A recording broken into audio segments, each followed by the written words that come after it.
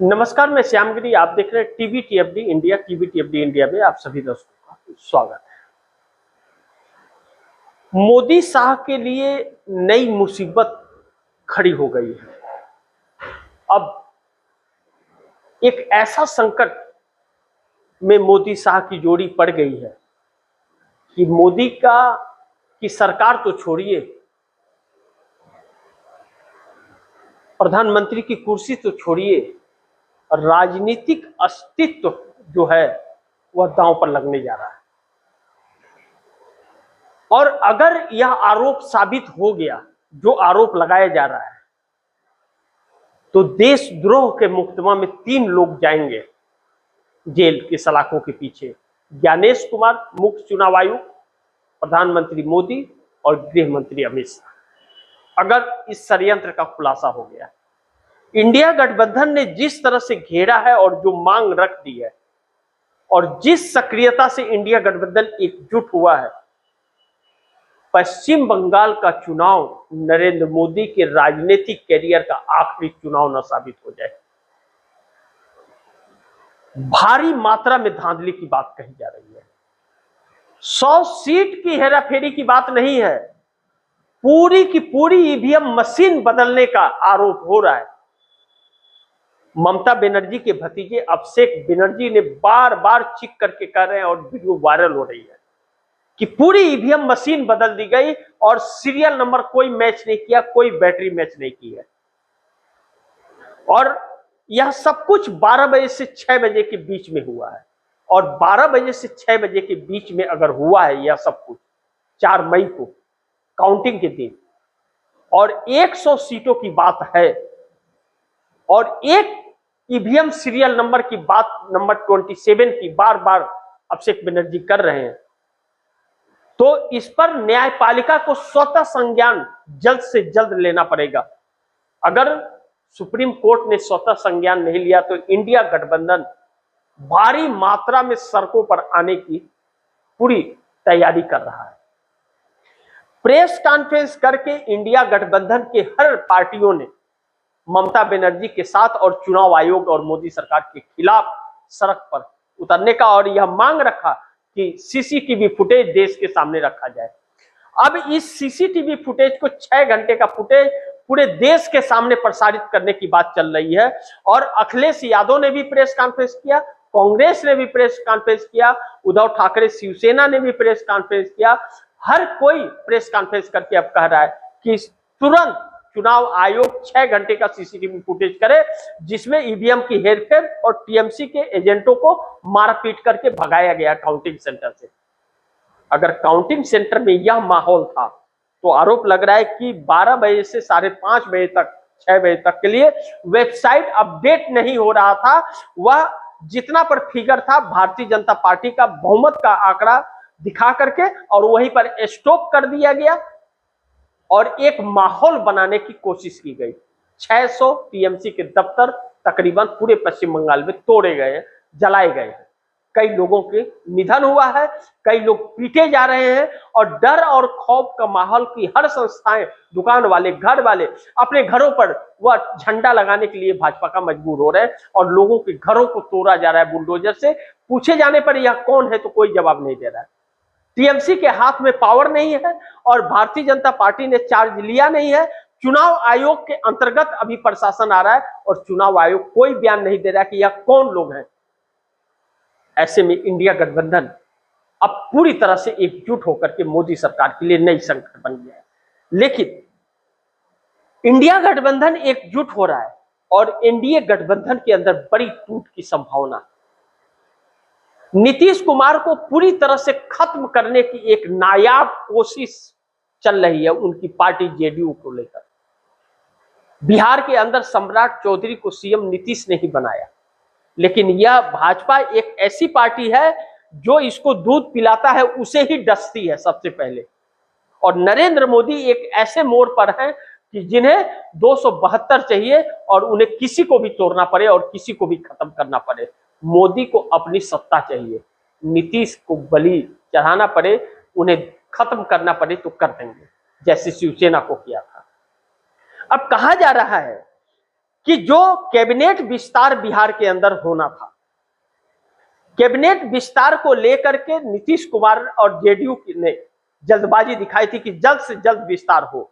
पश्चिम बंगाल चुनाव के बाद ही कैबिनेट विस्तार होना था और पश्चिम बंगाल चुनाव खत्म हो गया और कैबिनेट विस्तार के लिए पर्ची चली गई है सम्राट चौधरी के पास और विस्तार किया जा रहा है। ऐसे में ललन सिंह और संजय झा उसमें बहुत इन्वॉल्व है और सक्रिय है, दिल्ली से पटना पहुंचे हुए हैं, सारी चीजें चल रही है। लेकिन क्या जेडीयू के हक में चल रही है? क्या जेडीयू ने जो अपनी मांगे रखी थी वह मांग पूरी की जा रही है? और नहीं की जा रही है तो क्यों नहीं की जा रही है? गृह मंत्रालय और स्पीकर का कुर्सी नीतीश कुमार ने डिमांड किया था और यह दोनों शर्तें नहीं मानी जा रही है, यानी कि पूरी तरह से नीतीश कुमार निठल्ले हो जाएंगे। नीतीश कुमार का कोई वजूद नहीं रहेगा, कब पार्टी तोड़ दी जाएगी। नीतीश कुमार ने अपने 4 सूत्री मांगों में यही तो दर्द झलका था उनकी मांगों में। उन्होंने कहा कि स्पीकर का कुर्सी उस वक्त और अहम हो जाता है जब गठबंधन की सरकार हो और भारतीय जनता पार्टी को 7-8 विधायकों की जरूरत है और वह टूटेंगे भी जेडीयू से ही और ललन और संजय झा ही तोड़ेंगे आने वाले वक्त में। लेकिन क्या कहीं ऐसा तो नहीं कि निशांत कुमार को भी हाशिए पे छोड़ दिया गया? कहा जा रहा है कि निशांत कुमार के लिए कैबिनेट में स्थान रखा जा रहा है मंत्री पद के लिए, लेकिन जो व्यक्ति डिप्टी सीएम नहीं बना वह मंत्री बनेगा क्या? क्या निशांत मान जाएंगे या निशांत की राजनीति द इंड शुरू होने से पहले समाप्त हो रही है? क्योंकि नीतीश कुमार के साथ धोखा हो रहा है और नीतीश कुमार को कोई अहमियत नहीं दी जा रही है। ऐसे में क्या 12 सांसद नीतीश कुमार के साथ हैं या नहीं? 85 एमएलए और 12 सांसदों की ताकत है या नहीं नीतीश कुमार के पास? इसको भी लेकर के शक है। लेकिन निशांत कुमार के पक्ष में और सम्राट चौधरी के विरोध में जो 70 तकरीबन 68 to 70 एमएलए जो निशांत के साथ थे वह आज भी साथ है। 15 विधायक ऐसे हैं जो टूट करके भाजपा में जा सकते हैं और भाजपा ने कोशिश किया जो ललन सिंह और संजय झा के नजदीक माने जाते हैं। अब कैबिनेट विस्तार में क्या होता है, नीतीश कुमार को मिलता है या नहीं मिलता है? विजय सिन्हा जो डिप्टी सीएम थे आखिरकार ऊंट पहाड़ के नीचे आया, सम्राट चौधरी के अधीन हो गए। सम्राट चौधरी जिसे चाहेंगे मंत्री बनाएंगे, जिसे नहीं चाहेंगे नहीं बनाएंगे। कहा जा रहा है कि विजय सिन्हा बहुत कोशिश कर रहे हैं लेकिन सम्राट की तरफ से कोई हाँ नहीं हो रहा है। एक पेच सा फंस गया है, नीतीश कुमार का अस्तित्व दांव पे लग गया। दूसरी तरफ चंद्रबाबू नायडू खासे डरे हुए हैं और इंडिया गठबंधन ने इन लोगों को लावारिस छोड़ दिया। इन लोगों से बातचीत ही नहीं कर रही है इंडिया गठबंधन, बोले कि हमको आपकी जरूरत नहीं है, अब आप अपना समझो। अब ऐसे में चंद्रबाबू नायडू इस खौफ में जी रहे कि अगर पश्चिम बंगाल में ममता बनर्जी को इस तरह हाशिए पे ढकेला जा सकता है तो वही फार्मूला आंध्र प्रदेश में भी तो अपनाया जाएगा। ऐसे में चंद्रबाबू नायडू अब क्या करेंगे? चंद्रबाबू नायडू बड़ी मुश्किलों में पड़ गए हैं। चंद्रबाबू नायडू के लिए आगे कुआं पीछे खाई वाली परिस्थिति 2/3 बहुमत के बाद भी है। चूंकि चंद्रबाबू नायडू को 2029 में कहीं नरेंद्र मोदी बंगाल का फार्मूला अगर अपना दिया तो चंद्रबाबू नायडू की वजूद खत्म हो जाएगी। ऐसे में चंद्रबाबू नायडू के 18 सांसद बड़ी महत्वपूर्ण है। चंद्रबाबू नायडू या तो पाला बदल सकते हैं या चंद्रबाबू नायडू नरेंद्र मोदी से समर्थन वापस ले सकते हैं, वैसे ही जैसे 2018 में चंद्रबाबू नायडू ने समर्थन वापस लिया था। हालात वैसे ही बन रहे हैं इस वक्त। नरेंद्र मोदी बैकफुट पर है, नरेंद्र मोदी का पोल खुल रहा है, इनके सारे जो कारनामे हैं वह देश के सामने आ रहे हैं और इंडिया गठबंधन ने इस तरह अगर सड़कों पर उतरने का ऐलान कर रही है, अगर सड़कों पर कार्यकर्ताओं के साथ उतर गई जिसके अलावा कोई और रास्ता नहीं है, जब चुनाव इस तरह से हैक किया जा रहा है, चुनाव कब्जा किया जा रहा है, तो चुनाव लड़ने न लड़ने से कोई फर्क नहीं पड़ता, वह जीत सकते ही नहीं, तो लड़के क्या फायदा, क्योंकि चुनाव आयोग निष्पक्ष नहीं रहा। अगर नरेंद्र मोदी अमित शाह सरकार गिर गई तो मुसीबत होगा, खुलासा हो गया तो मुसीबत होगा। चंद्रबाबू नायडू वोट नहीं मांग सकेंगे लोगों के पीछे, नरेंद्र मोदी के लपेटे में वह भी दूर हो जाएंगे सत्ता से। और दूसरी चीज, अगर जो मांग हो रही है और जिस पर इंडिया गठबंधन अड़ गया कि सीसीटीवी फुटेज 6 घंटे का रिलीज किया जाए देश के सामने, और इंडिया गठबंधन के सभी दलों ने प्रेस कॉन्फ्रेंस किया, उससे चुनाव आयोग ज्ञानेश कुमार की मुश्किलें बढ़ी हैं। और सुप्रीम कोर्ट से भी गुहार लगाई गई है कि स्वतः संज्ञान ले, 6 घंटे का सीसीटीवी कैमरा रिलीज कराया जाए पूरे देश के सामने। ऐसे में ईवीएम बदलने का वहां पर खेल उजागर हो सकता है, जो चंद्रबाबू नायडू के लिए भी मुसीबत होगा, क्योंकि उनके ऊपर भी 17 लाख वोट चोरी का आरोप लगा है। और कोई और नहीं, भारतीय जनता पार्टी की वित्त मंत्री निर्मला सीतारमन के पति प्रकला प्रभाकर ने लगाया कि 17 लाख फर्जी वोट से जीते हैं चंद्रबाबू नायडू। अब एक नया तरीका हो गया। ऐसे में चंद्रबाबू नायडू मुश्किल में के साथ हैं तो पार्टी टूट सकती है। नरेंद्र मोदी किसी को नहीं बख्शेंगे अपने आप को सुरक्षित करने के लिए। यानी कि एनडीए गठबंधन के अंदर भी आने वाले वक्त में टकराव है और टूट फूट, आना जाना, पलटा पलटी, सारा खेल होने की संभावना है। नीतीश कुमार के अगर थोड़ी भी चली तो नीतीश कुमार पलट सकते हैं अपने वजूद को बचाने के लिए। चंद्रबाबू नायडू ऐसे कर सकते हैं। इंडिया गठबंधन कह रहा है, इंडिया गठबंधन की तरफ से कहा है कि जो लोकतंत्र को बचाना चाहता है, संविधान को, लोकतंत्र का गला न घोटा जाए, वह साथ आए, वरना अब देश की जनता फैसला करेगी कौन गद्दार है और कौन देश की लड़ाई लड़ रहा है।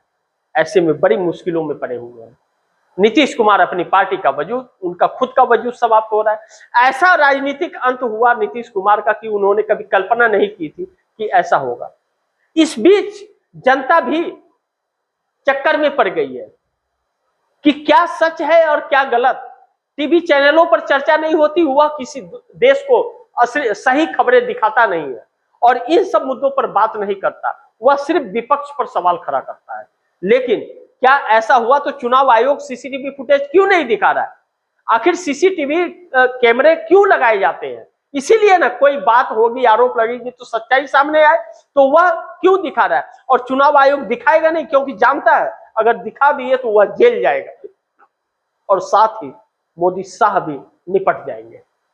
एक ऐसे मोड़ पर देश की राजनीति आ गई है कि अब बात शिक्षा, स्वास्थ्य और बेरोजगारी और महंगाई की रही नहीं गई, बात लोकतंत्र और संविधान पर आकर के टिक गई है कि यह लोकतंत्र रहेगा तभी शिक्षा और स्वास्थ्य पर बात होगा, तभी रोजगार की बात होगी, तभी महंगाई की बात होगी, तभी कुछ होगा। अगर यह लोकतंत्र और संविधान नहीं रहा तो आपको बोलने की आजादी भी नहीं मिलेगी, बाकी तो बात छोड़ दीजिए। और भारतीय जनता पार्टी वही वैसा ही देश बनाना चाहती है कि आप बोल ना सकें, और संविधान इसलिए बदलना चाहती है कि आप कि अपने हक की दावेदारी न ठोक सके। बस जिसकी सत्ता है वो मलाई खाता रहेगा। आपको वोट डालने का अधिकार नहीं होगा, आपको चुनाव लड़ने का अधिकार नहीं होगा, आपको बोलने का अधिकार नहीं होगा, प्रोटेस्ट करने का अधिकार नहीं होगा, हर चीज आपसे छीन लिया जाएगा। मैं नहीं कह रहा हूं, इंडिया गठबंधन यह बात कर, बार बार राहुल गांधी ने यह बात कही। ममता बनर्जी को देर से समझ आई है, लेकिन देर आए दुरुस्त आए। ममता बनर्जी को भी जो अकड़ था वह टूट गया, घमंड टूट गया, अब आ गए हैं सामने। लेकिन ममता बनर्जी के जो साथ हुआ वह भी सही नहीं हुआ, इसीलिए इंडिया गठबंधन एकजुट हो गया और एकजुट होकर के 234 सांसद हैं इंडिया गठबंधन के पास। 234 सांसदों की ताकत है और अब वह सड़कों पर दिखेगी। 234 नहीं दिखेंगे, करोड़ों दिखेंगे, क्योंकि देश के कार्यकर्ता, सभी घटक दलों के और देश की जनता भी उनके साथ आएगी, क्योंकि इन लोगों ने चोरी करना और लोकतंत्र का गला घोटना शुरू कर दिया है। ऐसे में नीतीश नायडू कब पलटेंगे कोई नहीं जानता। सम्राट चौधरी कितने दिन सीएम रहेंगे यह कोई नहीं जानता। चंद्रबाबू नायडू कब पलट जाएंगे, कब झटका दे देंगे, मोदी से समर्थन कब खींच लेंगे, यह मोदी समझ भी नहीं पाएंगे। यानी कि आप यह कह सकते हैं कि मोदी और शाह की उल्टी गिनती शुरू हो गई है, बिगुल बज गया है। बाकी आप दर्शकों की क्या राय है, क्या सुझाव है, कमेंट बॉक्स में जरूर दीजिएगा। इस खबर को ज्यादा से ज्यादा शेयर कीजिए, अपने दोस्तों को भी कहिए आगे शेयर करें। और आपने टीवीटी अपडेट इंडिया को सब्सक्राइब नहीं किया, सब्सक्राइब कर लीजिए, अपने दोस्तों को भी कहिएगा टीवीटी अपडेट इंडिया को सब्सक्राइब करें। मिलते हैं अगली खबर के साथ।